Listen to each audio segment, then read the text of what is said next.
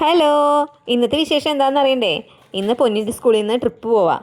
പൊന്നപ്പം കാരണം നേരത്തെ എണീറ്റു, കുഞ്ഞിപ്പെണ്ണ് അതിനൊപ്പം എണീറ്റ് വന്നു കേട്ടോ. 6:30 സ്കൂളിലെത്തണം. അപ്പോൾ ഞാനും ദിബോണ്ണും കുഞ്ഞും കൂടിയാണ് പൊന്നിനെ കൊണ്ടുവന്നാക്കാൻ വേണ്ടി പോണത്. കൂട്ടനാണെങ്കിൽ ഉറക്കത്തിൽ നിന്ന് എണീറ്റിട്ടും കൂടിയില്ല.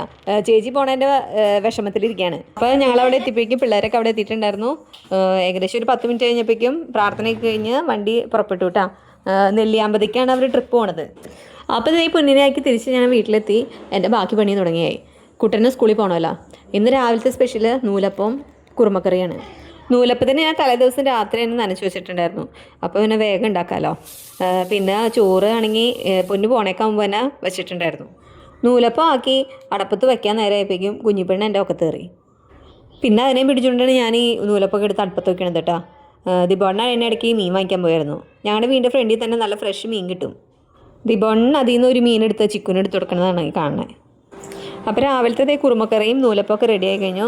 അപ്പോൾ കുഞ്ഞിപ്പെണ്ണിനെ ഒരു ചെറിയ പാത്രത്തിലാക്കി ഞാൻ വെച്ചു കൊടുത്ത് അവൾ കുറച്ചൊക്കെ തിന്നു, ബാക്കി കളഞ്ഞു. പിന്നെ കുട്ടൻ്റെ ചോറും പൊതി കെട്ടണേൻ്റെ ഇടയിൽ അവൾ എന്തോ കാര്യത്തിന് പിണങ്ങി കിടക്കണം. ഇപ്പോൾ എല്ലാ കാര്യത്തിനും പിണങ്ങി കിടപ്പണ്. അപ്പോൾ കുട്ടനെ ഓട്ടോയിൽ പറഞ്ഞു വിട്ട് ഞങ്ങൾ ഓരോ കുഞ്ഞു സെൽഫിയൊക്കെ എടുത്ത് പിന്നെ ഞങ്ങൾ ബാക്കിയുള്ളൊരു ഭക്ഷണം കഴിച്ചിട്ടില്ലല്ലോ. അപ്പോൾ ബാക്കിയുള്ളൊരു ഭക്ഷണം കഴിക്കുകയാണ്.